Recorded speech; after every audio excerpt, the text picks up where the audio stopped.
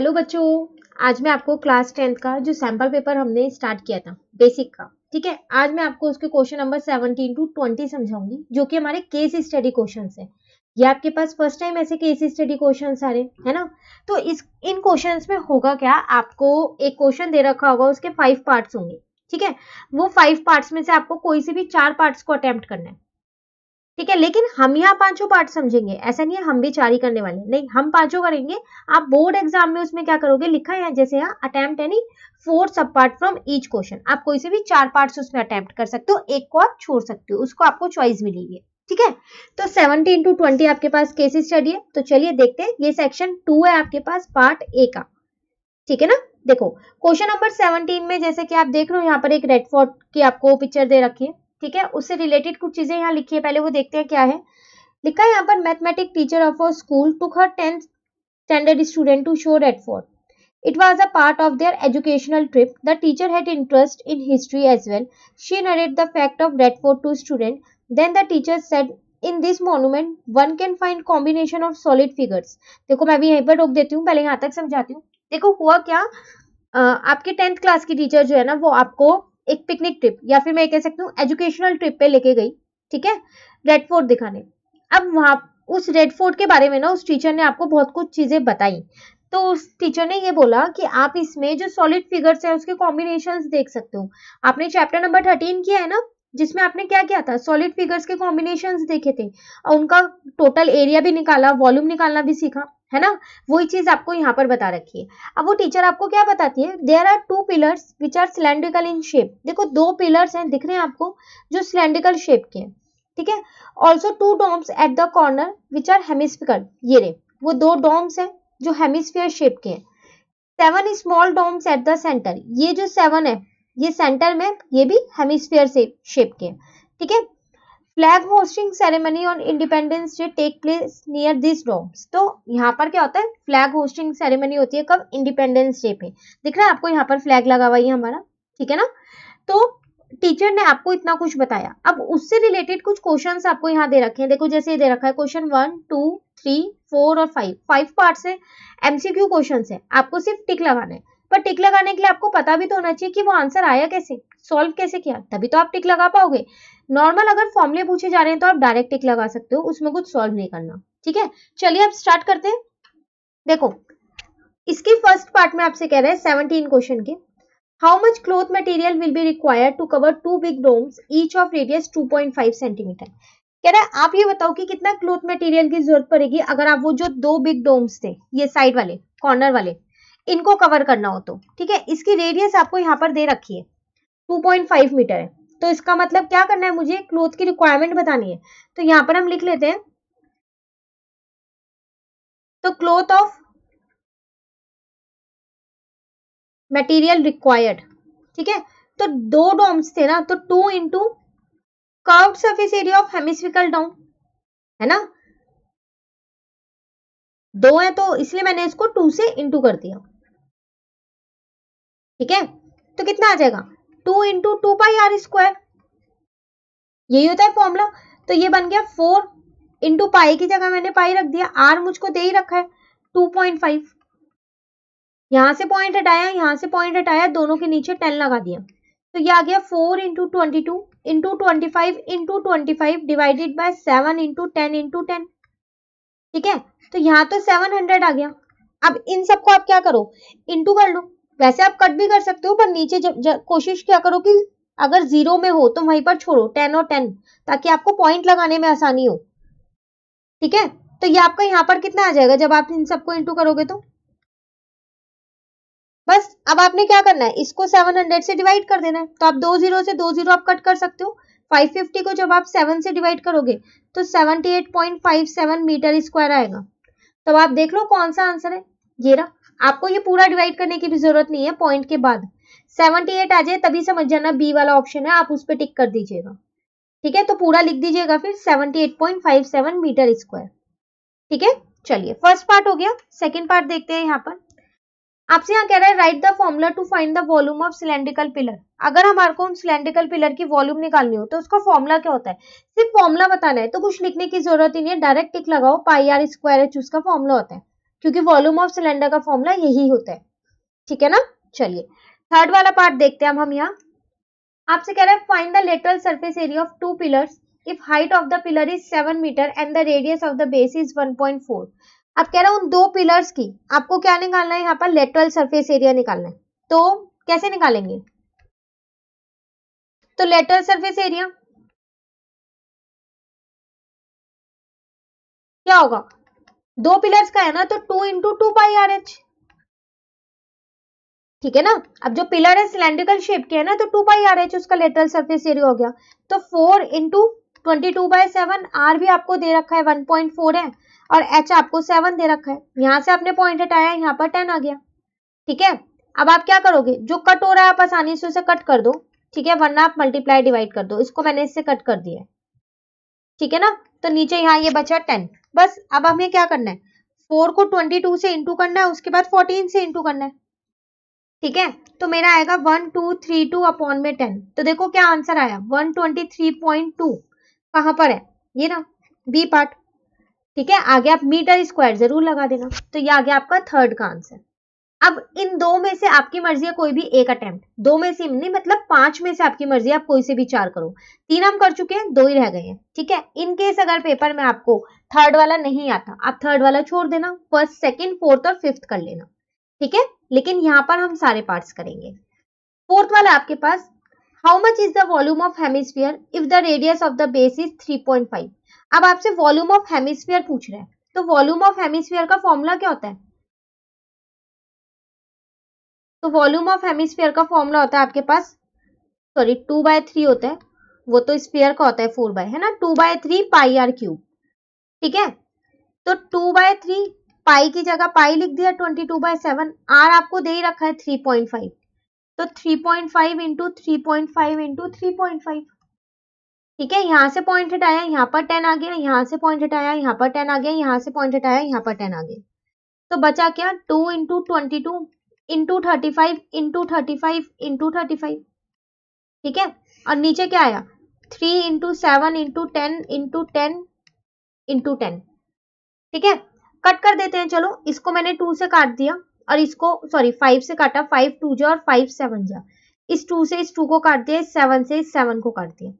उसी तरीके से फिर दोबारा इन दोनों को मैंने 5 से काट दिया, ठीक है। अब इस 2 से इसको काट दिया, तो आपके पास बचा 11 इंटू 7 इंटू 35 और नीचे आ गया 3 इंटू 10, ठीक है। तो आप क्या करें, इंटू कर लेते हैं 11 इंटू 7, आप चाहो तो 35 और 10 को अभी भी कट कर सकते हो, ठीक है ना। तो वो मेरा आ गया यहाँ पर 2695 और नीचे आ गया मेरा 30। अब इसको 30 से डिवाइड कर देते हैं, तो जब आप डिवाइड करोगे तो 89.833 कुछ आएगा। तो आप पहले अपने ऑप्शंस में ढूंढो कौन सा है, डी वाला है। तो बस मीटर क्यूब आपका आंसर आ गया, वॉल्यूम की बात कर रहा है इसलिए क्यूब में आंसर आया है, ठीक है ना। चलिए इसका फिफ्थ पार्ट करते हैं। आपने ये देखा कि केस स्टडी में आपने फर्स्ट केस स्टडी में क्या किया, अगर आपको सारे फॉर्मुलेज अच्छे से याद है चैप्टर नंबर 13 के, तो आप बहुत आसानी से ये पांचों क्वेश्चंस कर सकते हो, है ना। वैसे तो करने 4 ही है, पर आप पांचों कर सकते हो अगर आपको फॉर्मुले अच्छे से याद है, ठीक है। चलिए देखिए आपसे कह रहा है यहाँ पर what is the ratio of the sum of volume of two hemisphere of radius 1 centimetre each to the volume of sphere of radius 2 centimetre. देखो आपसे वो कह रहे हैं कि रेशियो निकालनी है किनकी, sum of volume of two hemisphere, मतलब दो हेमिस्फीयर के वॉल्यूम की सम निकालना, उसका सम। तो वो कैसे निकालेंगे हम, तो sum of volume of two hemisphere, तो देखो एक हेमिस्फीयर की वॉल्यूम कितनी होती है 2/3 पाई आर क्यूब, मुझे दो की निकालनी है तो दोनों का सम निकालना है, तो दोनों को प्लस करूं या 2 इंटू में ये लिख दूं, एक ही बात है ना। तो मैंने यहाँ पर लिख दिया 2 इंटू 2/3 पाई आर क्यूब, ठीक है ना। तो ये आ गया मेरा 4/3, पाई की जगह पाई की वैल्यू रख देते हैं। ऐसा करते हैं यहाँ पर वैल्यू रखते नहीं है, क्यों नहीं रखते, क्योंकि देखो आपको अभी वॉल्यूम ऑफ स्फीयर भी निकालना है, रेशो तो इन्हीं दोनों की निकालनी है ना, तो स्फीयर की वॉल्यूम में भी पाई आएगा, पाई से पाई को क्या करेंगे हम कट कर देंगे ताकि हमारी कैलकुलेशन थोड़ी छोटी हो जाए, ठीक है ना। तो इसलिए मैं यहाँ पर पाई की वैल्यू नहीं रख रही हूँ, हाँ आर की वैल्यू मुझे रखनी पड़ेगी क्योंकि दोनों की आर अलग है, स्फीयर की अलग है और हेमिस्फीयर की अलग है, ठीक है। रेडियस 1 है तो यहाँ पर 1 का क्यूब रख दिया। अब मैंने क्या किया, वॉल्यूम ऑफ स्फीयर भी निकाल लिया यहाँ पर, तो वॉल्यूम ऑफ स्फीयर मेरे पास होता क्या है 4/3 पाई आर क्यूब। अब 4/3 को 4/3 रहने दिया, पाई की जगह भी पाई रहने दिया, आर की जगह 2 दे रखा है, volume of sphere of radius 2, तो उसको 2 का क्यूब लिख दिया। ठीक है, अब रेशो निकालनी है, तो चलिए यहां निकालते हैं रिक्वायर्ड रेशो। तो रिक्वायर्ड रेशो पहले आपसे कह रहा था सम ऑफ वॉल्यूम ऑफ 2 हेमिस्फीयर, तो उसकी जो वॉल्यूम का समय है पहले वो ऊपर रखेंगे हम। ठीक है, कई बच्चों को ये कंफ्यूजन होती है कि हम हमेशा इसको ऊपर रखें या इसको। देखो जो क्वेश्चन में आपको पहले दे रखा था ना, हमेशा उसको ऊपर रखते हैं। ठीक है, उसके बाद क्या दे रखा है, टू वॉल्यूम ऑफ स्फीयर, तो अब वॉल्यूम ऑफ स्फीयर यहां रख देंगे। ठीक है ना, इस 4/3 से 4/3 कट गया, इस पाई से पाई कट गया, तो क्या बचा 1 का क्यूब तो 1 ही होता है, 2 का क्यूब जो है 8 होता है, तो रेशियो आ गई आपकी 1:8। इसका मतलब आपका आंसर कितना आ गया, बी आंसर आ गया आपका। ठीक है, तो ये केस स्टडी 1 थी हमारी क्वेश्चन नंबर 17, जिसमें हमारे को 5 पार्ट्स दे रखे थे, उसमें से कोई से भी 4 आपको बोर्ड एग्जाम में करने होंगे। ठीक है, एमसीक्यू क्वेश्चन है जिसमें फॉर्मूला है, उसमें डायरेक्ट टिक लगाना है, जो सॉल्व करने वाले उनको साइड में पहले सॉल्व करके दिखाना है, फिर आपको बताना है कि कौन सा आंसर आएगा। ठीक है, इन सब में आपको यहाँ लिखना है, जैसे आप यहाँ लिख दो बी पार्ट, पहले वाले में जो उनसा पार्ट था वो पार्ट। ठीक है, चलिए अब क्वेश्चन नंबर 18 देखते हैं, ये भी केस स्टडी है आपके पास। आपके पास यहाँ पर लिखा है class 10th student of secondary school in Krishnanagar have been allotted a rectangular plot of land for gardening activity. Sampling of gulmohar are planted on the boundary at a distance of 1 meter from each other. There is a triangular grassy lawn in the plot as shown in the figure. The students are to sow seeds of flowering plant on the remaining area of the plot. देखो यहाँ पर आपको ना ये एक plot दे रखा है। ठीक है, ये भी वही है कि आपके जो क्लास के 10th क्लास के स्टूडेंट्स थे उनको एक रेक्टेंगुलर प्लॉट दिया गया जहां पर वो गार्डनिंग की एक्टिविटी करेंगे। ठीक है ना, तो sampling of gulmohar are planted on the boundary at the distance of 1 metre, ये 1 मीटर के डिस्टेंस पे आपको क्या कर रखा है, आपने गुलमोहर के सैम्पलिंग लगा रखे हैं। ठीक है, अब इसी के बेस पे आपसे वो कुछ क्वेश्चंस पूछ रहे हैं। अब वो यहाँ पर पहले आपसे कह रहा है कंसिडरिंग ए एज ओरिजिन, इसको पहले आपको ओरिजिन मानना है ए को। ठीक है, उसके बाद आपको आंसर देने हैं, आंसर क्वेश्चन 1 to 5। ठीक है, चलिए देखते हैं, यहाँ पर देखते हैं। तो ये फिगर मैंने यहाँ लगा लिया क्योंकि इस फिगर में से ही सारे आंसर्स आएंगे हमारे पास। देखो कह रहा है considering A as origin what is the coordinate of A, तो फिर ए के कोऑर्डिनेट बताओ, अगर आपने ए को ओरिजिन माना है तो ओरिजिन के कोऑर्डिनेट्स होते क्या है 0 0 0 0 ही होते हैं ना, तो इसका आंसर क्या आ गया आपके पास सी 0 0। ठीक है, सेकंड वाले में आपसे कह रहा है what are the coordinates of P, P के कोऑर्डिनेट्स बताओ, तो देखो पी पॉइंट यहाँ पर है ना, इसके कोऑर्डिनेट्स लिखते कैसे, पहले हमेशा एक्स वाला लिखते हैं फिर वाई वाला लिखते हैं, ये चीज आप ध्यान रखिएगा। ठीक है, तो देखिए P यहां से देखते हैं हम, तो ये है 4, तो x है मेरे पास 4 और y यहाँ पर है।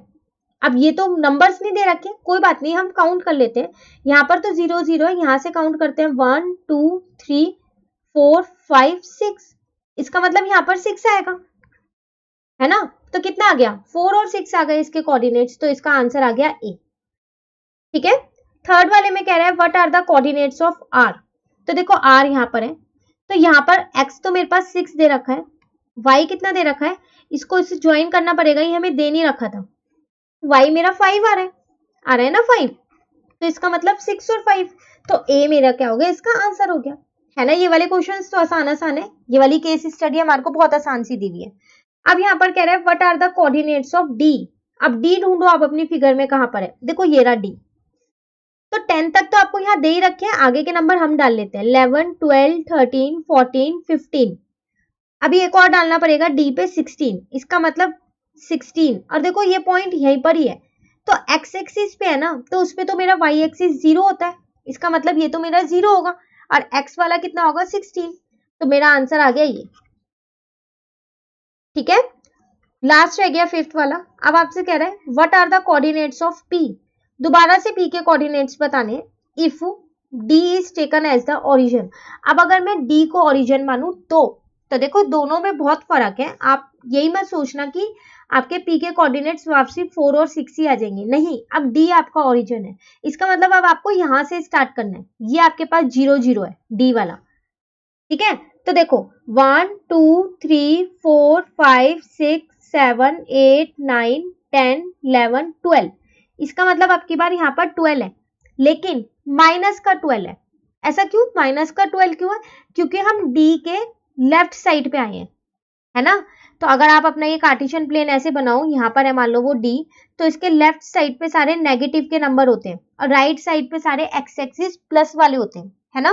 तो इन छोटी छोटी चीजों का आपको ध्यान रखना है कि आप लेफ्ट साइड पे जा रहे हो, राइट साइड पे जा रहे हो, प्लस के आएंगे या माइनस के आएंगे, ठीक है।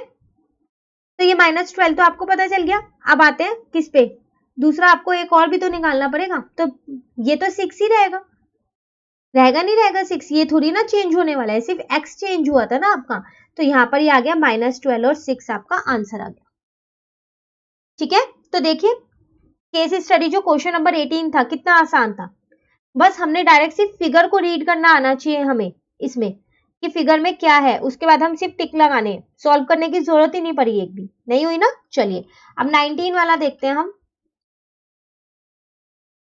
केस स्टडी है, ठीक है। यहाँ पर आपसे कह रहा है Rahul is studying in 10th standard, he is making a kite to fly it on Sunday. एक बॉय है राहुल, वो 10th स्टैंडर्ड में पढ़ता है, उसने एक ऐसी काइट बनाई है, ठीक है, ताकि वो उसे संडे को उड़ा सके। Few questions came to his mind while making the kite, जब वो काइट बना रहा था ना तो उसके दिमाग में कुछ क्वेश्चंस आए।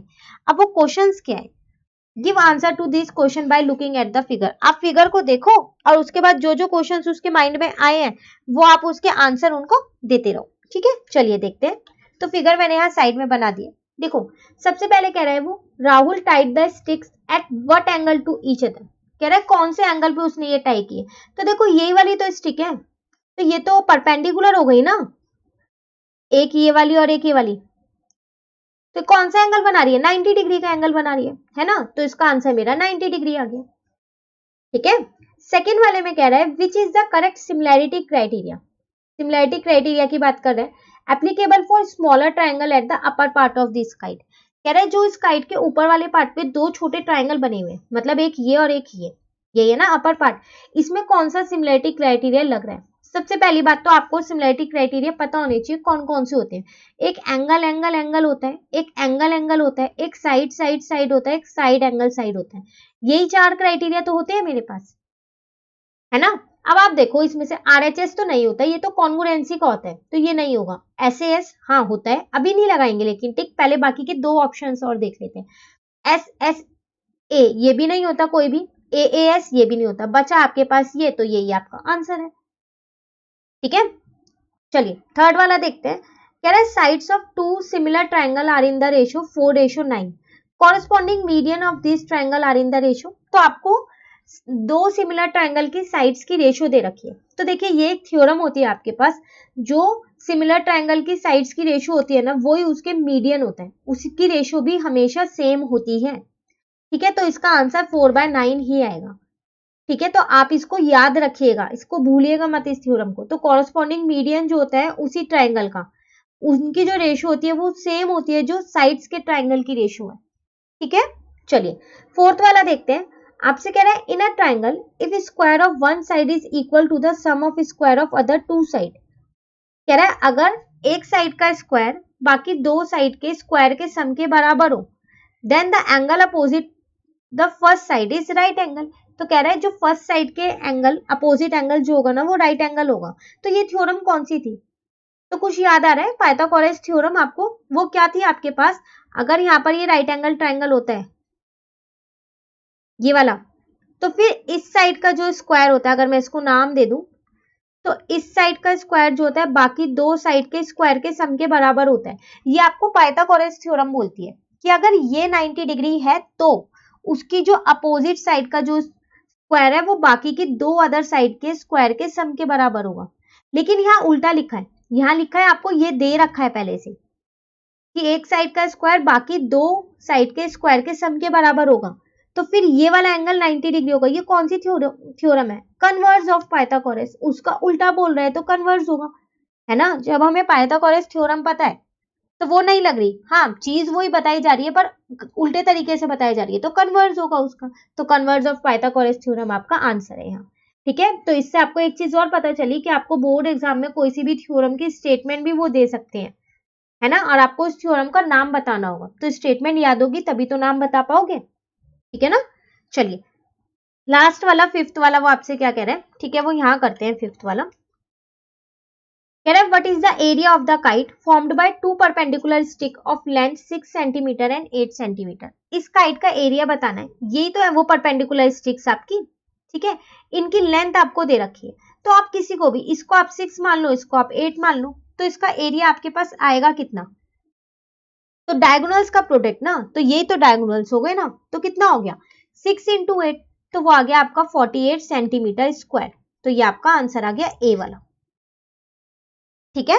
चलिए 19 भी हो गया केस स्टडी, ये भी छोटा सा था हमारे पास। अब आते हैं हम 20 पे। पहले हम यहाँ फिगर देखते हैं। यहाँ लिखा है due to heavy storm and electric wire got bend as shown in the figure. दिख रही है ये वायर आपको। It followed a mathematical shape. तो देखो ये एक ना जो वायर गिरी हैवी स्टॉर्म के चक्कर में, ये एक मैथमेटिकल शेप बन गई है इसकी। अब आंसर द फॉलोइंग क्वेश्चन। इस फिगर को देख के कुछ क्वेश्चंस के आंसर आपको देखने हैं, ठीक है, देने हैं। चलिए देखते हैं। सबसे पहले आपसे कह रहा है यहाँ पर name the shape in which the wire is bent. पहले तो आप इस शेप का ही नाम बता दो। तो अगर आप ध्यान से देखो ना, तो इस शेप को हम बोलते हैं पैराबोला। ये आपकी एनसीईआरटी की बुक में भी ये शेप बनी हुई है, ठीक है, और उसमें लिखा हुआ भी है कि इसका नाम क्या है, पैराबोला। तो पहला क्वेश्चन तो बहुत ही आसान था। दूसरे में आपसे ये कह रहा है how many zeros are there for the polynomial. कितने जीरोज हैं? तो हमने किया है ना अपनी एक्सरसाइज 2.1 में किया है हमने, है ना। तो उसमें क्या था, कितने जीरोज हैं? तो देखो एक्स एक्सिस पे एक बार यहाँ पर है और एक बार यहाँ पर है, तो दो बार टच हो गया, इसका मतलब इसमें दो जीरोज है। तो आंसर आ गया मेरा ए, ठीक है। थर्ड वाले में कह रहे हैं the zeros of the polynomial. अब इसके जीरोज भी बताओ आप, तो इसके जीरोज कितने हैं? तो देखो यहाँ पर आपके पास -1 है और यहाँ पर आपके पास 3 है, तो -1 और 3 इसका मतलब इसके जीरोज आ गए, ठीक है ना। तो थर्ड वाला भी हो गया। फोर्थ वाले में कह रहा है what will be the expression of the polynomial. अब पॉलिनोमियल का एक्सप्रेशन आपको लिखना है। तो देखो एक्सप्रेशन होता है x square minus x bracket में अल्फा प्लस बीटा, मतलब सम ऑफ जीरोस, ठीक है, प्लस उसके बाद यहां पर होता है प्रोडक्ट ऑफ जीरोस, ठीक है। एक्स स्क्वायर ऐसे ही रहने देते हैं माइनस एक्स। अब ये दे रखे हैं आपको, ये थे ना आपके जीरोस, तो -1 प्लस 3, ठीक है ना, प्लस ये प्रोडक्ट ऑफ जीरोस, तो -1 और 3। अगर आपने देखो ऊपर वाला आंसर गलत निकाला थर्ड वाला, तो आपका फोर्थ वाला भी गलत हो जाएगा। तो थर्ड वाला आपको बिल्कुल ठीक से निकालना है, क्योंकि उसी पे ही बेस्ड आपका फोर्थ वाला क्वेश्चन दे रखा है, ठीक है। अब इसको सॉल्व कर लेते हैं। तो देखो यहाँ पर आएगा आपके पास माइनस का 2x, क्योंकि 3 में से 1 गया तो 2 और x से इंटू किया तो 2x, और यहाँ पर कितना आएगा, मल्टीप्लाई करोगे तो माइनस का 3। तो इसका मतलब कौन सी इक्वेशन बन गई, एक्सप्रेशन कौन सा आया, ए बी सी डी, कौन सा है? तो मुझे इसमें सी दिख रहा है ना, सी है ना इसके अंदर, तो इसका आंसर आ गया आपका सी, ठीक है। चलिए फिफ्थ वाले में कह रहे हैं what is the value of the polynomial if x is -1। अब जो ये पॉलिनोमियल आपने निकाला है ना, इसकी वैल्यू भी निकालनी है, x की जगह बस -1 रखना है। तो इसका मतलब अब अगर ये सही है तो ये सही होगा। तो ये आपस में एक दूसरे से रिलेट कर रहे हैं क्वेश्चंस, तो आप बिल्कुल केयरफुली कीजिएगा, ठीक है। तो देखिए अब -1 रख देते हैं इसकी जगह पे, ठीक है, यहाँ से फिफ्थ पार्ट शुरू हो गया, ठीक है ना। तो ये आएगा 1, यहाँ पर आ जाएगा प्लस का 2 और माइनस का 3, तो इन दोनों को प्लस किया तो 3 - 3, तो 0 आ गया। इसका मतलब अगर x -1 है तो मेरा आंसर कितना आएगा, 0। तो यहाँ पर आ गया मेरा आंसर 0, ठीक है। तो ये था इसका फिफ्थ पार्ट, जिसका आंसर है डी, ठीक है। इसी के साथ ये केस स्टडी हमारी यहीं पर ही खत्म हो गई है। तो आज हमने क्वेश्चन नंबर 17 से लेकर 20 तक के क्वेश्चंस किए, जिसमें केस स्टडी थी। बहुत ही आसान थी। अगर आप फिगर को अच्छे से समझ पा रहे हो, उसे रीड कर पा रहे हो, तो आप उन 5 क्वेश्चंस का आंसर बहुत ही आसानी से दे पाओगे, ठीक है। तो अब आपको जो पार्ट ए है, बेसिक सैंपल पेपर जो आपको दे रखा था बेसिक का, ठीक है, तो उसका पार्ट ए कंप्लीट हो गया। अब हम अपनी नेक्स्ट वीडियो में पार्ट बी करेंगे। इतने आप पार्ट ए अच्छे से समझ लीजिए, ठीक है। अगर आपको ये वीडियो अच्छी लगी तो आप इसे लाइक जरूर कीजिएगा और मेरे चैनल को सब्सक्राइब कीजिएगा, बेल आइकन ऑन कर लीजिएगा, ताकि जब मैं पार्ट बी डालूं तो आपको उसकी नोटिफिकेशन मिल जाए। Thank you.